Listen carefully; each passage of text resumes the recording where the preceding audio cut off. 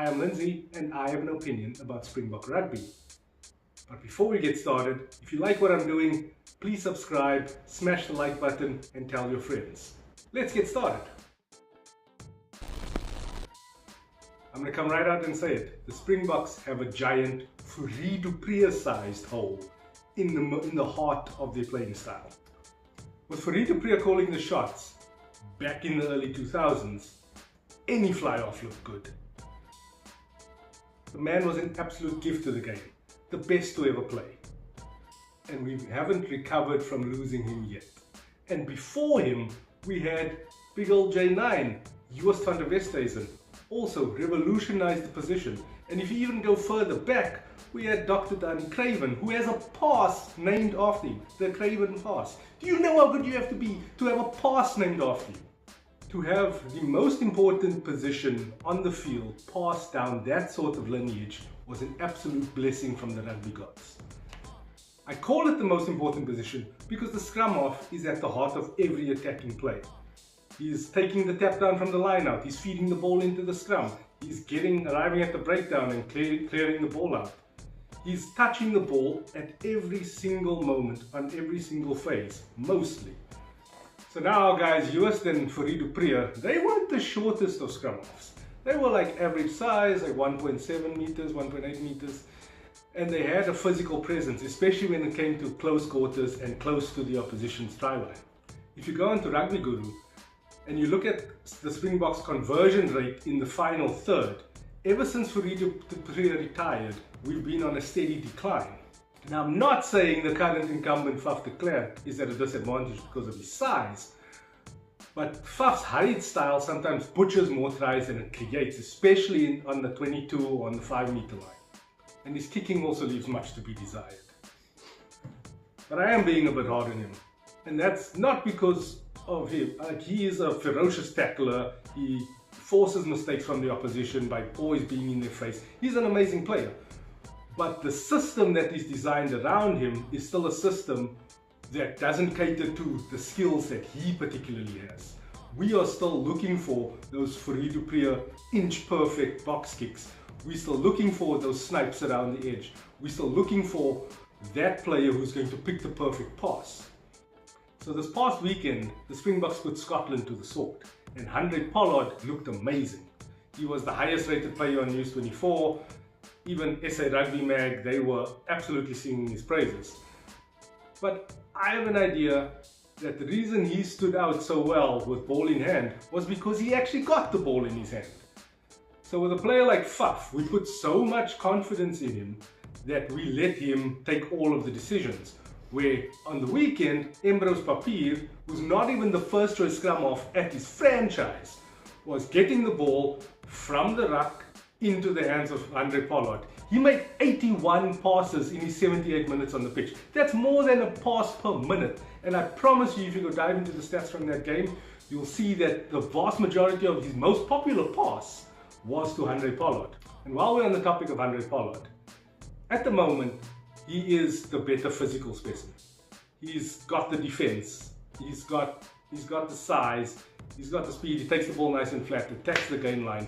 Elton does play a little bit deeper than he does, but that's because Elton needs more options. So Handré is a good player when he doesn't have options. So the less options you have, the less opportunities for mistakes that you have. But don't you find it strange that every time we bring Yankees on and we take the Ellender off and we move Handré into that number 12 spot, suddenly our backline is getting away. Suddenly our wings are getting into the game. Like, Rassie, come on guy, just play the two guys together. Just start them one game, Yankees at 10, Pollard at 12, and see how well we do. You don't believe me? Go look at my Twitter feed. I'm one of those live tweeters, and yes, I do sit and I shout at my TV as well. I'm a very sad person, but I love Springbok rugby. Anyway, my favorite tweet on game day when I'm live tweeting is my very first one, which is always, has the Ellender passed yet? Because it's a running joke. Our centers do not pass. They take that ball, they take it into contact, they go to ground, and then someone needs to recycle it for them. Why do we need 5 loose forwards on the field? Why? You need more evidence? Look at Giant's try scoring record when he's playing next to both the Islander and Kriel. That man rarely gets on the scoreboard when both ball hoggers in chief are on the pitch.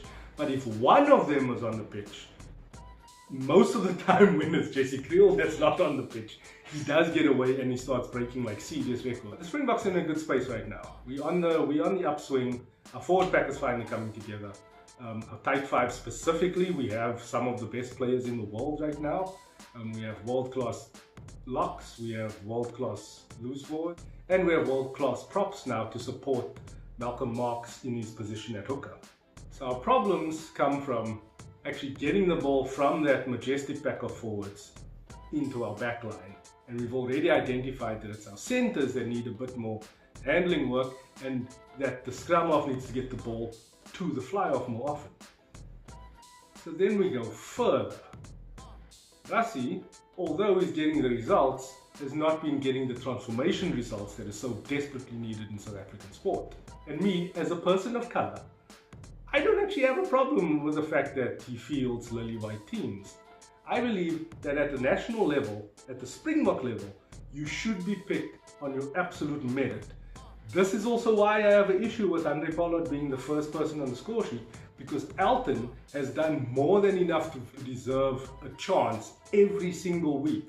He's been to 3 consecutive Super Rugby finals, led a team, carried that team on his back, been one of the standout performers across an entire Super Rugby season for at least 2 seasons running. But Elton and Janchi and Damian Willemse are special cases. Even Siya Kolisi is a special case. We don't have them in spades. We don't have a production line in the Eastern Cape that is sending down talented black rugby players. But actually we do have a production line, we just need to manage it better. What am I saying? I'm saying take away the quotas at national level and rather send them down to schoolboy level. When you get into age group provincial teams, you should be forcing those scouts to widen their nets and identify the talented black players coming through at an earlier stage. It's tragic that a player like Lwazi Mvovo was only converted into a rugby player at high school level. The other thing that sets the world champions New Zealand apart from South Africa is that the union controls everything. Every aspect of New Zealand rugby, from schoolboy all the way up, is geared at producing a winning All Black team. Everyone plays the same style of rugby.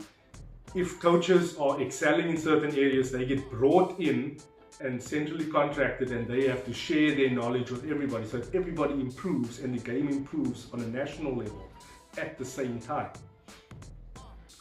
In South Africa, we have a lot of tribalism. I'm a Blue Bull supporter. I live in the Western Cape. I know all about it. I'm part of the problem. I believe that the Bulls should play a certain way, certain style of rugby, and Province should play a certain style of rugby. And I am the problem. If we all bought into the same idea and we tried to cultivate one style of rugby and identify the talent that will take us to the mountaintop playing that style of rugby, that would be better for the sport. Why do I focus so much on rugby? Because that's what we do in South Africa.